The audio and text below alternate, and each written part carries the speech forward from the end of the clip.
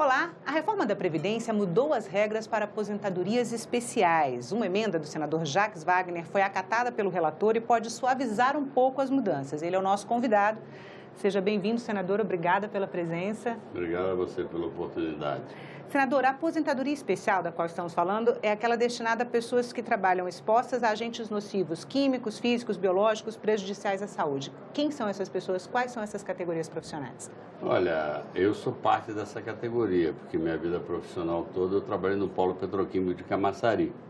E quem trabalha no polo, na área operacional, que é contato constante com os agentes químicos, você falou, na indústria de petróleo também, aqueles que trabalham em mineração, em minas, que também estão expostos à condição especial, aqueles que trabalham em plataforma. Então, tem um leque... Mergulhadores. Mergulhadores também, porque são condições onde o nível de risco que você está são muito diferenciados em relação a um trabalhador normal.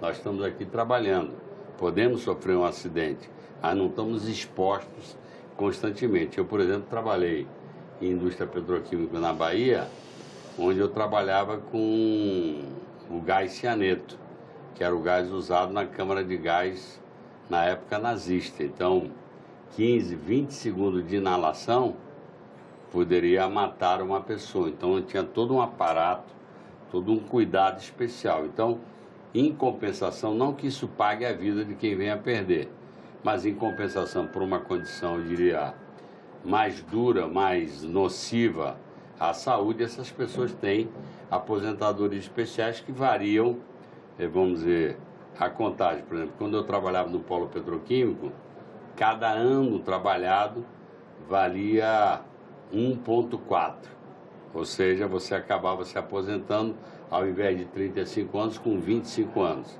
Então era o nome que a gente chamava era de SB 40.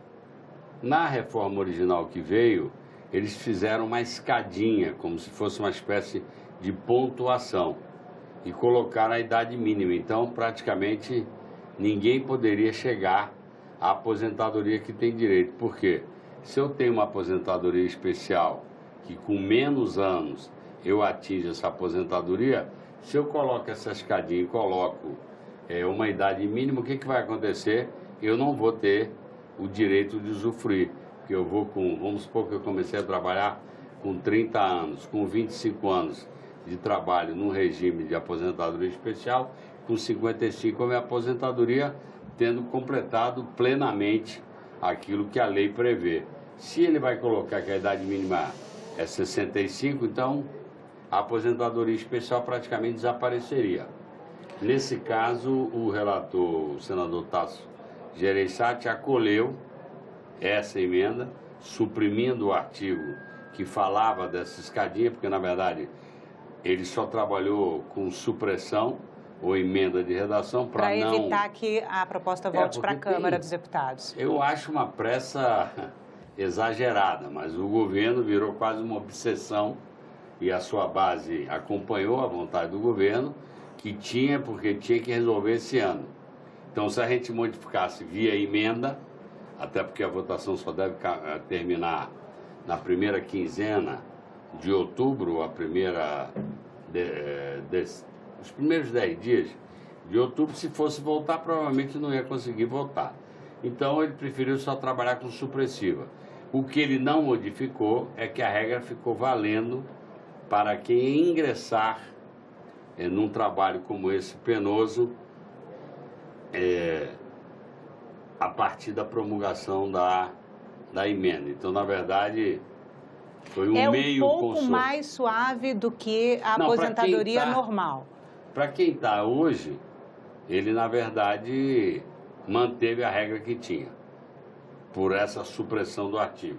Mas, para quem está ingressando, ela é mais suave sempre, porque ela tem uma contagem diferenciada, mas não é como é no dia de hoje, que se eu completasse, como eu lhe falei, para o caso desse tipo de petroquímica, 25 anos de trabalho direto na petroquímica, os 25 anos corresponderiam aos 35 exigidos numa outra aposentadoria. Aí a regra exata da tal escadinha, não sei dizer como é que vai ficar para os novos, mas como você disse, ela ficou mais suave. Ela manteve para quem está dentro e para quem vai entrar, ela é mais suave do que a aposentadoria normal, mas, na minha opinião, ela ainda penaliza quem trabalha em condições mais danosas. O senador Espiridião Amin fez um discurso bastante contundente em defesa dos mineiros, né? E ele citou que a regulamentação da profissão permite que eles fiquem trabalhando em Minas até uma determinada idade que seria inalcançável. Na regra, eles teriam que ficar desempregados ou mudar de profissão depois, né? Pela regulamentação da profissão para poder se aposentar. Porque se alguém trabalhou numa atividade que ela é danosa à sua saúde, você exigir que ele complemente tempo de contribuição numa outra profissão, na minha opinião, é como se você anulasse o reconhecimento da profissão danosa. E o senador Espiridião Amin tocou num tema que é muito forte. Nós já vimos em filmes ou em reportagens, casos objetivos concretos, de mineiros que, quando tem a implosão de uma mina, ficam trancados. No Chile, eu me lembro que foi quase que uma novela, todo mundo acompanhando, e graças a Deus eles conseguiram retirar com uma tecnologia super moderna. O relator citou, inclusive, no relatório, a tragédia de uma mina de carvão em Santa Catarina, na qual 31 pessoas morreram, né? Então, e diz no relatório que o mineiro não é privilegiado. O mineiro, para mim, é das piores que tem.